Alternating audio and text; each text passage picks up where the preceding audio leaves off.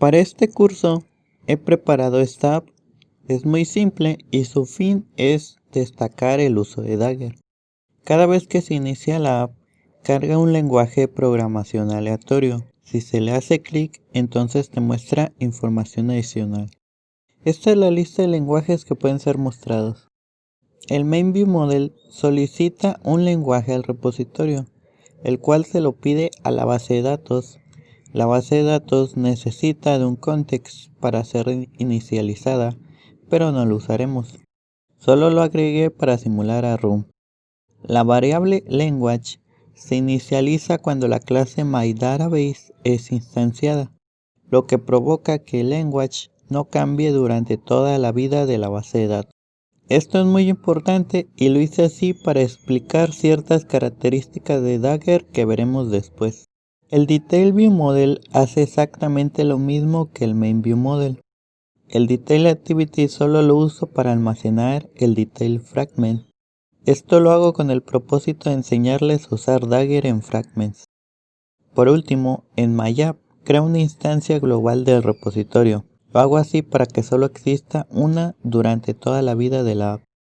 Les invito a que se descarguen el proyecto en GitHub en la rama Step 0 y a que lo examinen antes de continuar. Es muy simple, pero es importante que lo entiendan como si ustedes lo hubiesen hecho. Si no sabes usar ViewModel, te recomiendo mi curso gratuito. Básicamente lo que haremos es enseñarle a Dagger a crear e inyectar todas estas dependencias. Ahora sí, comencemos a usar Dagger.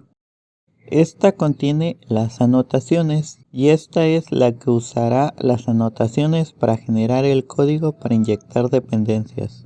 También necesitamos esto. Para poder usar Dagger necesitamos decirle cómo debe crear las instancias.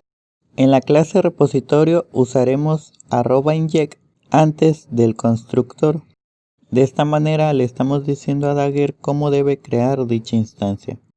Le estamos diciendo que necesita una instancia de MyDatabase, pero Dagger aún no sabe cómo crear instancias de MyDatabase. Para ello podríamos hacerlo de la misma manera y colocar el @inject antes del constructor, pero lo haré de otra manera más adelante, con el fin de enseñarles otras formas de hacerlo. Ahora crearemos la clase ApplicationModule, a la cual le anotaremos con @module. También crearemos el método provideDatabase, en el cual indicaremos cómo crear una instancia de la base de datos. Y le anotaremos con @provides. Recuerden que esta anotación también nos sirve para indicar cómo crear instancias, pero suele usarse con clases que no nos pertenecen, como lo puede ser la librería de Room. Por convención se suele anteponer la palabra provide. A Dagger no le importa el nombre del método, sino el tipo que retorna, los parámetros y el cómo crear la instancia.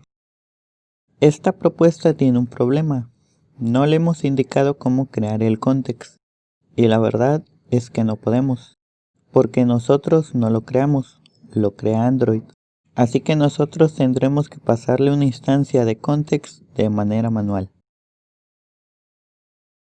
Crearemos la interfaz Application Component y la anotaremos con @component. Dentro crearemos la interfaz Factory. Esta interfaz tendrá el método create, que necesitará de un context y retornará un application component.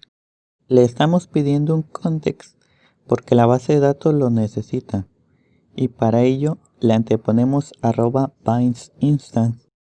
También agregamos esta anotación, con la cual le indicamos que así es como se crea el component. Al component le indicamos los módulos de los que depende para crear las instancias necesarias. Recapitulando, esta interfaz actúa como un contenedor de dependencias.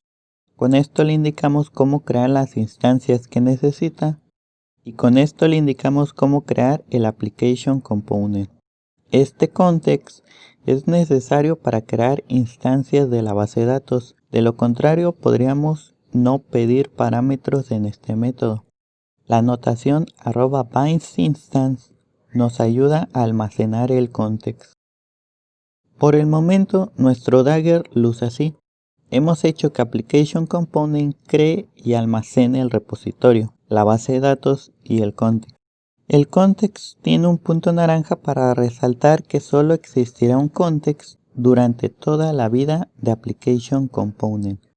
El cómo modificar la vida de las dependencias lo veremos en otro video. Ahora debemos de compilar el proyecto. Esto es necesario para que así Dagger pueda generar el código. Lo único que nos falta es iniciar a Dagger. Para los que no lo sepan, la keyword lazy se encarga de inicializar objetos solo cuando estos son requeridos. Esta clase fue generada por Dagger hace un momento. Si no les aparece es porque no construyeron el proyecto o tuvieron algún error. Si están seguros de haberlo hecho todo bien, entonces limpien el proyecto y vuélvanlo a construir. Recuerden que este método es el que nosotros creamos y el context lo necesitamos para crear la base de datos. La variable es pública porque después necesitaremos acceder a ella. Android Studio no nos marca ningún error, lo que significa que nuestra configuración de Dagger está bien. Sin embargo, aún no estamos usando las dependencias en ningún lado. Para ello, debemos de crear estos dos métodos. Con ellos le decimos a Dagger que tanto el main activity como detail fragment necesitan dependencias. El nombre de las funciones no importa, pero por convención se usa la palabra inject. Lo único que importa es el tipo de parámetro para que así Dagger sepa dónde inyectar dependencias. En el main activity anotaremos con @inject a la variable del repositorio, para indicarle a Dagger que necesita inyectar una instancia del repositorio en esta clase. Por cierto, para que funcione, la variable no puede ser privada. También debemos de hacer esto. Con esto le decimos a Dagger que el main activity solicita dependencias. Recordemos que este es el método que acabamos de crear. Esto se tiene que hacer antes de llamar a onCreate para así evitar problemas en caso de que este activity tuviera fragments. Por último, reemplazamos esto con el nuevo repositorio. Con esto ya somos capaces de usar el repositorio creado por Dagger en esta activity. Ahora haremos lo mismo con el fragment. En el caso de los fragments, lo recomendado es hacer la inyección en el onAttach. Por último, eliminamos este repositorio. Con esto ya quedó. Si corremos la app podemos ver que funciona, pero el lenguaje que se muestra en el activity es distinto al del fragment. Esto no debería de ser así. En el próximo video les explicaré cómo corregirlo. El código final de este video lo pueden encontrar en la rama Step 1.